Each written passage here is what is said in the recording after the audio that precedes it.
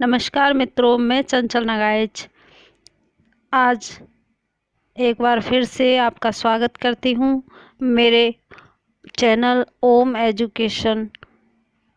Hindi education centre में। आज आप जैसा कि देख पा रहे हैं, कक्षा 10 के लिए जो माध्यमिक शिक्षा बोर्ड राजस्थान अजमेर द्वारा निर्धारित पुस्तक है क्षितिज, हम उसको प्रारंभ कर रहे हैं। इस वीडियो के माध्यम से जो बच्चे 9th क्लास से 10th क्लास में अग्रसर हुए हैं, उनकी तैयारी घर बैठे फ्री में बड़े आराम से संभव हो सकेगी। तो आप प्लीज़ मेरे चैनल को सब्सक्राइब करिए, लाइक करिए और अपने दोस्तों के साथ शेयर करिए, जिससे वे इसका अधिक लाभ उठा सकें। अब चलते हैं बिना समय गंवाए अपने पाठ्यक्रम की ओर। पाठ्यक्रम शुरू करने से पहले एक बार मैं आपको दिखा दूं कि जो आपके सिलेबस के अकॉर्डिंग परीक्षा में कितना भाग कौन से हिस्से से आता है, आप उसी हिसाब से तैयारी तब भी कर सकें। अपठित गद्यांश पद्यांश दो जो आते हैं वे 8 अंक के होते हैं। रचना अर्थात निबंध या पत्र लेखन या व्यावसायिक पत्र, ये 12 नंबर का आता है। और व्यावहारिक व्याकरण ये भी 12 अंकों का आता है, तीसरा खंड। और चौथा खंड और सबसे इम्पोर्टेंट खंड है आपका पाठ्य पुस्तक क्षितिज, जो आपका 48 अंकों का आता है, जो सबसे अधिक महत्वपूर्ण है आपके पाठ्यक्रम में। तो हम आज से इसी क्षितिज पुस्तक को प्रारंभ कर रहे हैं। आप देखिए ध्यान, जैसा कि आप देख पा रहे हैं, ये है आपका सिलेबस। काव्य खंड पहला खंड है इस पुस्तक में और दूसरा खंड है गद्य खंड। अब गद्य खंड से पहले हम काव्य खंड शुरू करने जा रहे हैं। तो इसमें सबसे पहले सूरदास के पद हैं, फिर तुलसीदास जी के छंद हैं, फिर सेनापति का ऋतु वर्णन है, फिर देव के कुछ पद हैं, फिर कृपाराम खीड़िया का राजिया रसोटा है, फिर जयशंकर प्रसाद की बहुत सुंदर रचना प्रभो है, फिर सूर्यकांत त्रिपाठी निराला का अभी न होगा मेरा अंत और मातृवंदना है, फिर सुभद्रा कुमारी चौहान की बहुत सुंदर कविता झांसी की रानी है, उसके बाद नागार्जुन, फिर ऋतुराज की कन्यादान। तो आज सबसे पहले हम पढ़ेंगे सूरदास काव्य खंड स्टार्ट कर रहे हैं। और सूरदास की रचना, सूरदास के पद हम प्रारंभ करें उससे पहले हम सूरदास जी के जीवन परिचय पर थोड़ा प्रकाश डालेंगे, क्योंकि जीवन परिचय से संबंधित भी क्वेश्चन आपके एग्जाम में आते हैं। कृष्ण भक्त सूरदास जी को कौन नहीं जानता? जो हिंदी जानता है वो सूरदास जी को अवश्य जानता है। आप ये पाठ्य पुस्तक प्रारंभ करने से पहले मैं आपको बता दूं सूर के बारे में कौन कौन सी बातें प्रचलित हैं। सूर सूर तुलसी शशि, सूर सूर तुलसी शशि, लिखना चाहें आप तो लिख लें, मैं अभी आपको बताती हूँ, यहाँ लिख देती हूँ अभी। सूर सूर तुलसी शशि, इससे आपको मार्क्स अच्छे मिलेंगे। यदि आप लिख के आएंगे तो इससे आपके मार्क्स अच्छे आएंगे। तुलसी शशि,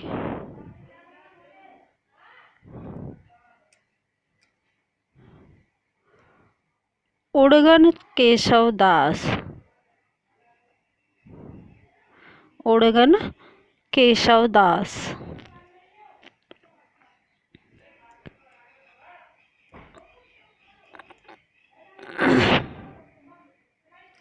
सूर सूर तुलसी शशि उड़गन केशवदास। अब के कवि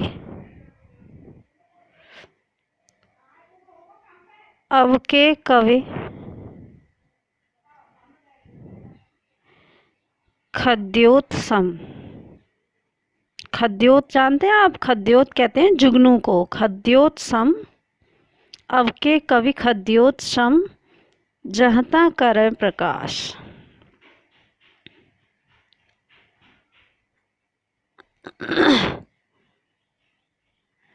जहता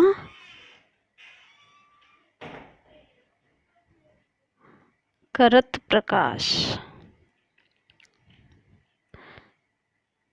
अर्थात सूरदास जी तो बस सूरदास जी ही हैं।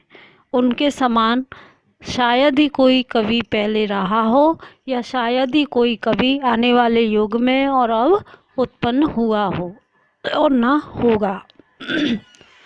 तभी तो रामचंद्र शुक्ल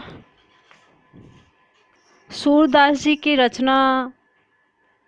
उन रचनाओं में जो वात्सल्य और श्रृंगार झलकता है, उसी को देखकर रामचंद्र शुक्ल जी ने भी एक बार कहा था कि अंधे कवि सूर्य तो वात्सल्य और श्रृंगार का कोना कोना झांक आए हैं। अगर सूरदास जी अंधे थे तो ऐसा सुंदर वर्णन उन्होंने कैसे कर दिया, ये सभी के लिए आश्चर्यजनक बात है। अब हम शुरू करते हैं कवि परिचय। कृष्ण भक्त कवि सूरदास का जन्म आचार्य रामचंद्र शुक्ल के मतानुसार 1540 विक्रम संवत। 1540 विक्रम संवत का मतलब 1540 विक्रम संवत यानी कि सन 1478। जन्म कब हुआ? सन 1478। 1478 में संवत के सन्निकट व तिरुभाव से मतलब है उनका देहावसान कब हुआ? संवत 1620। 1540 विक्रम संवत से संवत 1620 और सन 1478 से 1520। सन बोले तो 1478 से 1520 के आसपास हुआ। इनका जन्म स्थान आगरा और मथुरा के बीच रुनकता नामक ग्राम में हुआ। कुछ विद्वान दिल्ली के निकट सिही ग्राम में इनकी जन्मस्थली बताते हैं। इनके पिता का नाम रामदास था, जो वार्ता साहित्यकार और भक्तमाल के आधार पर ये सारस्वत ब्राह्मण कहे जाते हैं। लेकिन साहित्य लहरी में एक पद ऐसा है जिससे ये पृथ्वीराज के अमात्य और राजकवि चंद्रवरदाई के वंशज ब्रह्मभट्ट मालूम होते हैं। 2 पुस्तकें हैं, वार्ता साहित्य और भक्तमाल। इनके आधार पर तो ये सारस्वत ब्राह्मण कहे जाते हैं। लेकिन साहित्य लहरी जो पुस्तक है उसमें एक पद ऐसा दे रखा है, उसके आधार पर पृथ्वीराज के अमात्य तथा राजकवि चंद्रवरदाई के वंशज ब्रह्मभट्ट मालूम होते हैं। ये अभी स्पष्ट पता नहीं है, पर जो बातें प्रचलित हैं वह आप जान लीजिए। ये नेत्रहीन थे। इस पद में बहुत सी बातें ज्ञात होती हैं। इस पद के आधार पर कहा जाता है कि ये नेत्रहीन थे। यही पद जो बताता है कि ये पृथ्वीराज के अमात्य राजकवि चंद्रवरदाई के वंशज हैं, उसी पद के अनुसार ये नेत्रहीन थे और एक अंधकूप में गिर पड़े। 6 दिन वहाँ पड़े रहे। बाद में भगवान श्री कृष्ण के इन्हें दर्शन दिए तो इन्हें सनेत्र कर दिया। लेकिन इस पर सूरदास जी ने ये कहा कि प्रभु, जिन नेत्रों से मैंने आपका दर्शन कर लिया है उनसे मैं सांसारिक पापों को देखना नहीं चाहता। इसलिए प्रभु ने इनके दर्शनों के पश्चात सदा सदा के लिए नेत्र फिर से बंद कर दिए, लेकिन उन्हें प्रज्ञा चक्षु प्राप्त हो गए। अर्थात उनकी, कहते हैं ना, तेरे हिये की नहीं खुल रही क्या, उनकी बुद्धि प्रखर हो गई। प्रज्ञा चक्षु मतलब उनकी बुद्धि प्रखर हो गई। सूरदास जन्म से अंधे थे, यह विवादास्पद है। कोई कहता है अंधे थे, कोई कहता है नहीं थे। इस संबंध में अधिकांश विद्वानों का मत है कि वे जीवन के अंतिम समय में अंधे हुए थे, क्योंकि इसका प्रमाण हमें इन पदों से मिल जाता है। या माया झूठी की, लालच दुह द्रग अंध भयो। अर्थात इस झूठी माया के लालच में दुह द्रग अंध भयो, दोनों आंखें अंधी हो गई। आचार्य वल्लभ ने अपने सिद्धांत में सूरदास को दीक्षित किया और उसी समय से उनकी दास्य भाव की भक्ति सख्य भाव की हो गई। पहले वह दास बनकर पूजा करते थे भगवान कृष्ण की, उनको अपने आप को भगवान कृष्ण का दास मानते थे, लेकिन बाद में सखा मानने लगे। और अपने गुरु वल्लभाचार्य कब मानने लगे? जब वल्लभाचार्य जो उनके गुरु थे, जो ये द्वैतवाद से संबंधित हैं, वल्लभाचार्य जी, उन्होंने सूरदास को दीक्षित किया और वो तभी से अपने आप को कृष्ण का सखा मानने लगे। वल्लभाचार्य की आज्ञा अनुसार इन्होंने ईश्वर की कथा को भाषा में वर्णन करने का कार्य प्रारंभ किया। इनको आदेश दिया वल्लभाचार्य ने कि आप सखी भाव से कविता लिखिए। सूरदास की उपलब्ध 3 रचनाएं हैं, सूरसागर, साहित्य लहरी और सूरसारावली। सूरसागर इनका प्रामाणिक, अत्युत्तम और श्रेष्ठ काव्य ग्रंथ है, जो इनकी कीर्ति को अक्षय बनाए रखने के लिए पर्याप्त है। सूरसागर इनकी बहुत बहुत अच्छी रचना है। सूरदास ने ब्रज भाषा का प्रयोग किया।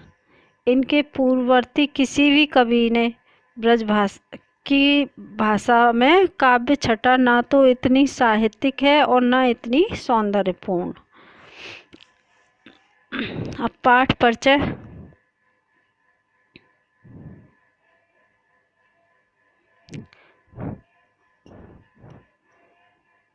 पहले पद में कृष्ण और राधिका का प्रथम मिलन का वर्णन है। अपरिचित की दीवार कृष्ण की पहल से समाप्त होती है। मतलब कृष्ण और राधा पहली बार मिले हैं, तो उनके बीच एक अपरिचित का जो झिझक होती है, दीवार होती है, वह कृष्ण की पहल पर समाप्त होती है। कृष्ण शुरुआत करते हैं बात करने की। राधिका बहुत चतुराई से कृष्ण की खूबियों और खामियों को ब्याज स्तुति में कह रही हैं। ब्याज स्तुति के माध्यम से राधा ने कृष्ण की खूबियाँ और खामियाँ दोनों कह डाली।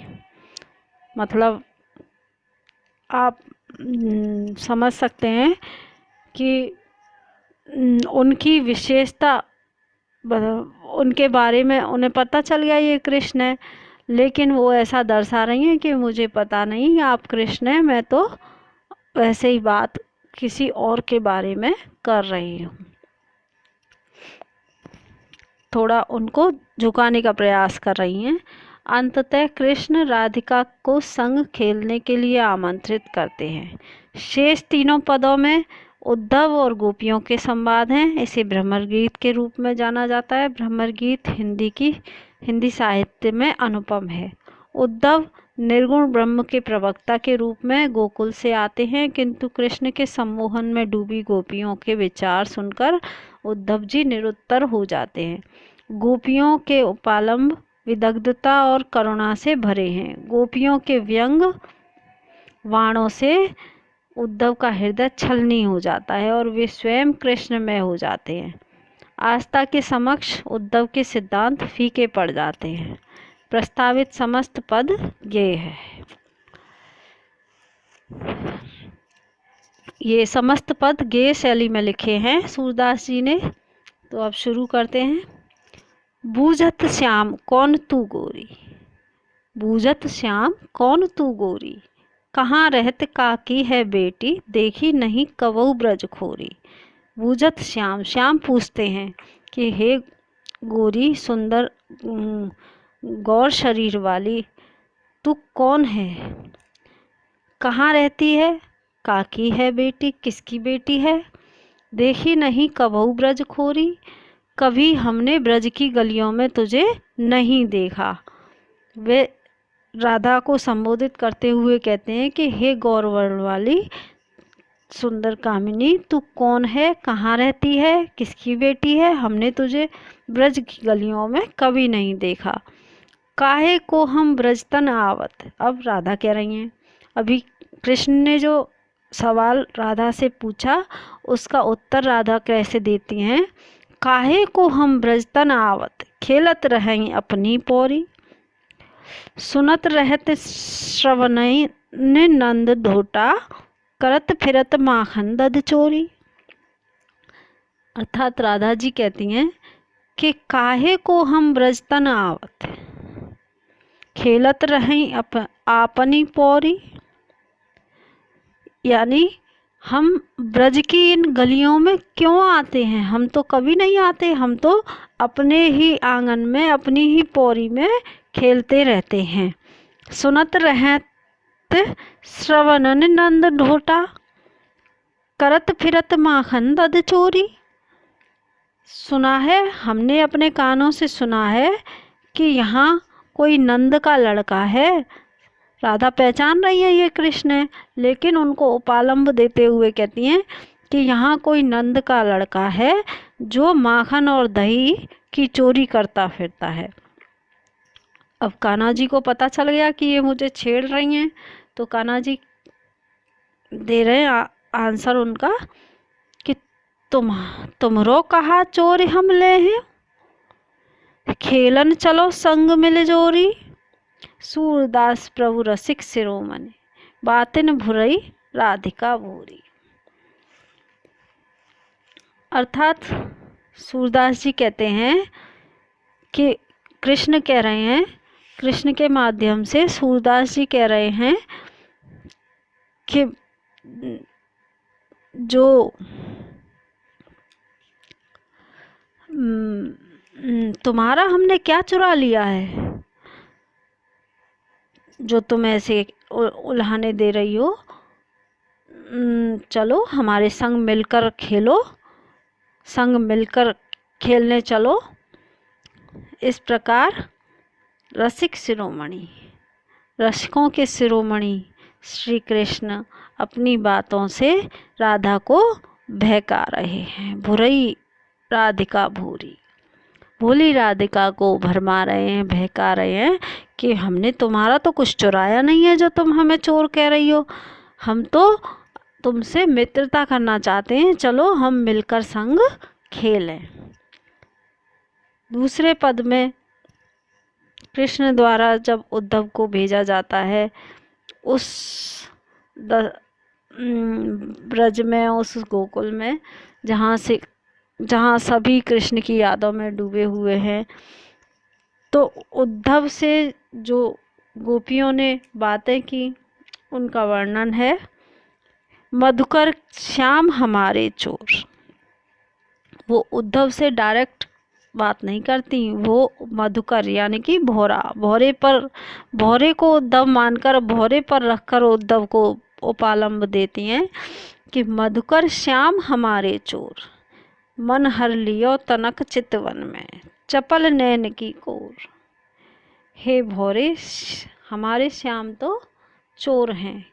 काय के चोर हैं? मन हर लियो तनक चितवन में, चपल नैन की कोर।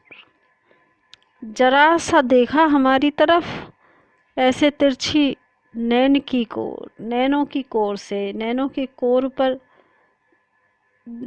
निगाह, मतलब नैनों की कोर से थोड़ा सा देखा तिरछा, तनक तनक सा थोड़ा सा देखा, और चपल नैन की कोर अपनी चपल चंचल नेत्रों से श्याम ने हमारे मन को हर लिया। हम भी कुछ कम नहीं, पकड़े हुए हृदय और अंतर, प्रेम प्रीत के जोर। हमने भी अपने प्रेम से उन्हें अपने हृदय के अंदर कसकर पकड़ रखा था, कसकर पकड़ रखा था, बांध रखा था। गए छड़ाए तोर सब बंधन, दे गए हसन अकोर। लेकिन श्याम हमसे भी ज़्यादा चतुर है। श्याम ने प्रीत के सारे बंधन तोड़ दिए और जाते समय हमें एक मंदिम सी मुस्कान दे गए, हसन अकोर, एक छोटी सी मुस्कान देकर चले गए। सारे बंधन तोड़कर, सारे प्रेम के बंधन तोड़कर श्याम ने अपने आप को हमसे छुड़ा लिया और वे एक मंदिम सी मुस्कान देकर हमें चले गए। चौक परी जागत निस बीती, दूत मिलो एक भोर। चौक परी जागत निस बीती, दूत मिलो एक भोर। और जब वे बंधन तोड़कर प्रीत के चले गए तो ऐसा लगा मानो रात्रि बीत जाने पर और हम एकदम चौंक पड़ी हों, एकदम जाग गई हों, और हमें दूत के रूप में ये एक भोरा मिला है जो सूरदास प्रभु सर्वस्व लूट्यो, नागर नवल किशोर। सूरदास जी गोपियों के माध्यम से कह रहे हैं कि हे प्रभु, हमारा सर्वस्व तो लूट कर ले गए। हे नवल, हे कृष्ण, हमारा आप सर्वस्व तो लूट कर ले गए। जब हमें पता चला कि आप प्रेम के बंधन तोड़कर जा चुके हैं तो ऐसा लगा जैसे रात्रि बीत जाने पर एकदम से हम जाग गए हों, चौंक गए हों। और क्या पाया? ये उद्धव रूपी दूत जो आपने भेजा है, नगर का वासी, जो हमसे परम ब्रह्म की बातें कर रहा है, इसको हमने अपने सामने पाया। तीसरा, संदेशन मधुवन कूप भरे। गोपियाँ कह रही हैं कि हमने कृष्ण के लिए इतने संदेश लिख डाले, इतने संदेश लिख डाले कि उस मथुरा के सारे कुएं भर गए होंगे, सारे कूप भर गए होंगे। अपने तो पटवत नहीं मोहन, हमरे फेरे न फेरे। अपने संदेश तो मोहन ने कभी भेजे ही नहीं, अपने तो संदेश हमें देने का प्रयत्न ही नहीं किया, और हमने जो संदेश भेजे उनका भी आज तक कोई जवाब नहीं आया, कोई फेरा नहीं किया कि संदेश के बदले संदेश मैं उनको भेजूं। जिते पथिक पठे मधुवन को, बहुर न शोध करे। जितने भी पथिक यहाँ से मथुरा के लिए निकले, जितने भी राहगीर यहाँ से होकर मथुरा के लिए गए, हमने सबको संदेश भेजे, सबके हाथ संदेशा भेजा कृष्ण के लिए, लेकिन उन्होंने पलटकर कोई सुध नहीं दी। कैवे श्याम सिखाए प्रबोधे, कै कहूँ बीच मरे। या तो वो श्याम ने अपनी बातों में समझा बुझाकर सिखा दिए कि गोपियों को कोई वापस संदेशा मत दो, या तो श्याम हमसे छल कर रहे हैं, या वह बीच रास्ते में ही कहीं मर गए, ख़त्म हो गए। ऐसा अनुमान लगा रही हैं कि हमारे संदेशों का उत्तर अभी तक क्यों नहीं आया। जितने पथिक यहाँ से निकले हैं मधुवन यानी कि मथुरा के लिए, हमने सबके हाथ संदेशा उन श्याम को भेजा है, लेकिन उन्होंने कोई भी संदेशा, कहते हैं रिप्लाई, आप लोग रिप्लाई नहीं किया उन्होंने, प्रत्युत्तर नहीं दिया। तो वो या तो श्याम ने सिखाकर उनको भरमा लिया है, या फिर वे बीच रास्ते में ही कहीं खत्म हो गए। कागद गरे मेघ मशखूटी, सरदब लाग जरे। अनुमान लगाती हैं कि या तो इतनी घनघोर वर्षा हुई है मथुरा में कि सारे कागज गल गए, कोई कागज ही नहीं बचा संदेशा लिखने कैसे, या फिर मशखूटी, स्याही फूट गई, स्याही की दवात फूट गई, स्याही नहीं बची। सरदब लाग जरे, या फिर सारे वृक्ष जिनसे लेखनी बनाई जाती है उनमें दावाग्नि लग गई, सारे वन जलकर खाक हो गए। सेवक सूर लिखन को आंधो पलट कपाट अरे। सेवक सूर लिखन को आंधो पलक कपाट अरे।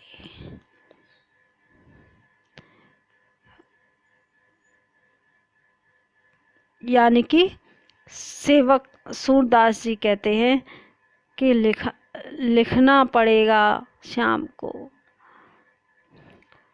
और संदेशा भेजना पड़ेगा। ऐसा कहकर गोपियों ने अपने पलकों के कपाट बंद कर लिए।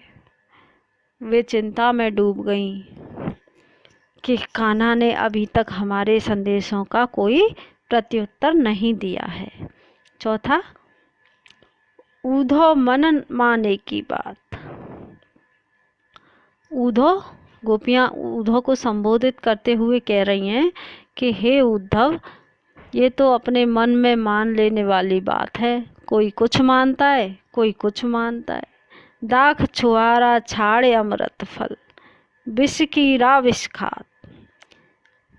जिसको जो भा जाता है उसे वही अच्छा लगता है। अर्थात एक कहावत है ना, प्यार हुआ गधी से तो परी क्या चीज़ है, वही है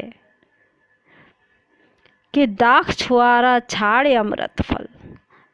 दाख आप जानते होंगे, किशमिश को कुछ लोग दाख कहते हैं, और छुआरे, दाख और छुआरे, किशमिश और छुआरों को छोड़कर अमृत फल, किशमिश और छुआरे जैसे अमृत फलों को छोड़कर विष कीड़ा विष खात। जो विष का कीड़ा होता है वो विष ही खाता है। ज्यों चकोर को दे कपूर को, तज अंगार अघात। जैसे, ठीक उसी प्रकार जैसे चकोर को कोई सुगंधित कपूर खाने के लिए दे दो लेकिन फिर भी वो अंगारे खाना नहीं छोड़ता, ठीक उसी प्रकार उद्धव ये तो अपने मन की बात है। जिसको जो चीज़ भाती है वो उसी को पसंद करता है। उससे कितनी भी अच्छी चीज़ दे दो वो उसको नहीं लेगा। मधुप, उनका सेंस ये है कि हमको हमारा कान्हा अच्छा लग गया, हमारे हृदय में कन्हैया का वास है, तो हमें तुम्हारे परब्रह्म से कोई मतलब नहीं, हम उसकी अच्छाइयों को समझ ही नहीं पा रहे। मधुप करत घर भोर काठ में, बंधन कमल के पात।